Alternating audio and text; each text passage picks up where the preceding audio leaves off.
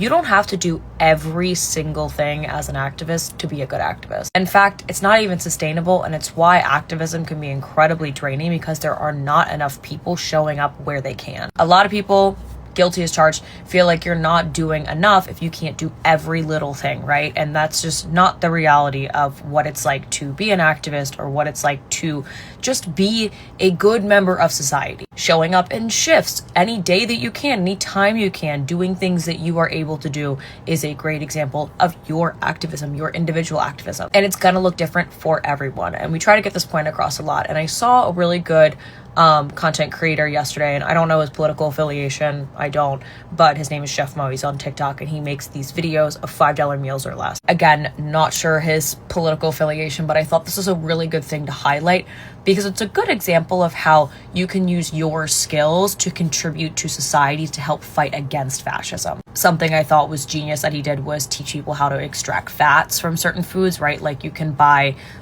just really cheap Vienna sausage, and here's how you can extract fat out of this.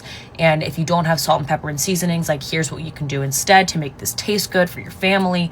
And I think that's a really good example of how you can use your expertise to teach people. And it does not have to be online. Not everyone is meant to be online, and I understand that. I think it's really important that people are able to cook meals under $5 when people can't afford meals that are more than $5, but I don't know how to get online and teach people how to render fat out of stuff. I wouldn't think about that. So that's a good example of hey, I know I can do this. Let me teach people. We all have unique things that we are good at that might not be just showing up to the front lines to protest, right? Are you a distribution person? Are you the queen of group chats? Can you send multiple flyers to multiple group chats and get people to show up even if you can't? If your job as an activist is to spend all of your time outside of work or whatever working with families in Gaza, then that's your activism. One of the most powerful parts of authoritarianism and fascism in general is throwing so much shit at people that they just can't take it all at once. And I think we've kind of reached that phase, especially with being online, where people feel